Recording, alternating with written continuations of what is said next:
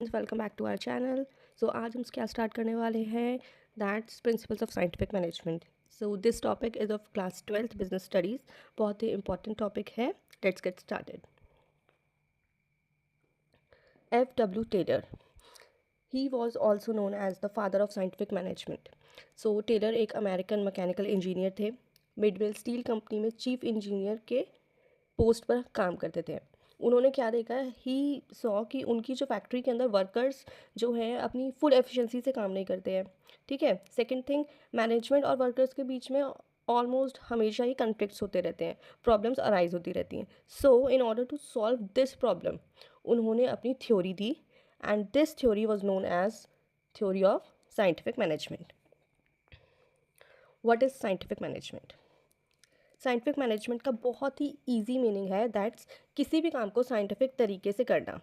कोई भी guess, hints, hit and trial कुछ भी यूज़ नहीं करना है, जस्ट डू इट साइंटिफिकली। उसको बेस्ट मेथड से करना। ठीक है। बहुत सारे आपके पास वेज हैं किसी भी काम को करने के लिए, बट उसमें से जो बेस्ट आपको लगता है उसे यूज़ करना। स्टैंडर्डाइज टूल्स और मेथड्स को यूज़ करना कि एक यूनिफॉर्मिटी बनी रहे। वेस्टेज को कम करना, optimal utilization of resources. Okay, आपने इको में भी ये चीज़ पढ़ी होगी। एंड फोर्थ इज प्रोडक्टिविटी को इम्प्रूव करना। इससे क्या होगा, हमारी एफिशिएंसी बढ़ेगी। Now the first principle is science not rule of thumb. Taylor क्या कहते हैं, वो हमेशा क्या कहते हैं कि एक साइंटिफिक स्टडी और रिसर्च के बेसिस पे कोई भी काम होना चाहिए, ना कि जो पुराने तरीके चलते आ रहे हैं उसी चीज़ को हम रिपीटेडली यूज़ करते रहें। सो इसमें बेस्ट एग्जांपल है मैकडोनल्ड्स का। जो बर्गर का साइज़ होता है ना, या उसका कुकिंग टाइम और ingredients, they all are fixed. इससे क्या होगा, हर जगह पे जो क्वालिटी होगी बर्गर्स की, that will remain same. Principle number 2 is harmony not discord. Taylor ने क्या कहा कि मैनेजमेंट और वर्कर्स इन दोनों के बीच में हारमनी होनी चाहिए, कोई भी कन्फ्लिक्ट्स नहीं होनी चाहिए। उन्होंने एक कंसेप्ट दिया था बहुत ही अच्छा, दैट वाज मेंटल रेवोल्यूशन, जिसमें क्या है, workers as well as management दोनों ही अपना एटीट्यूड को ना चेंज करेंगे, सो दैट एक दूसरे के साथ हमेशा कॉपरेशन बना रहे उनका। For this the best example is Infosys and TCS।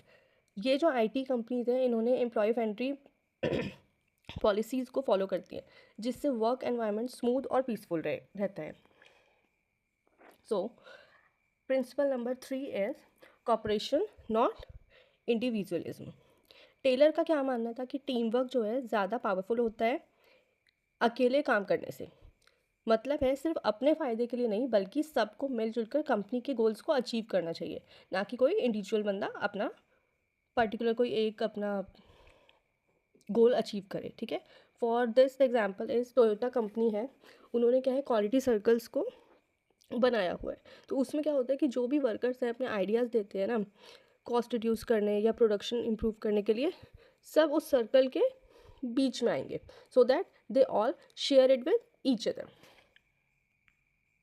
Now fourth is development of workers.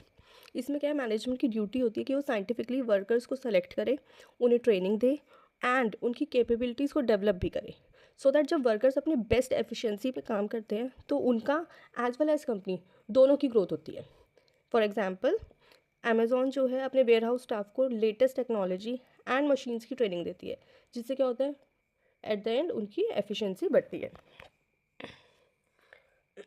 सो इसमें टेलर ने और भी बातें कही थी, लाइक आउटपुट को मैक्सिमाइज करना है, फेयर वेजेस देनी है, किसी को भी आप अंडर वेज नहीं रखोगे, division of responsibility, clear separation होगा मैनेजमेंट और वर्कर्स के रोल के बीच में कि ये ड्यूटी आपकी है ये ड्यूटी आपकी है, कुछ भी मिक्सड एंड मैच नहीं होगा।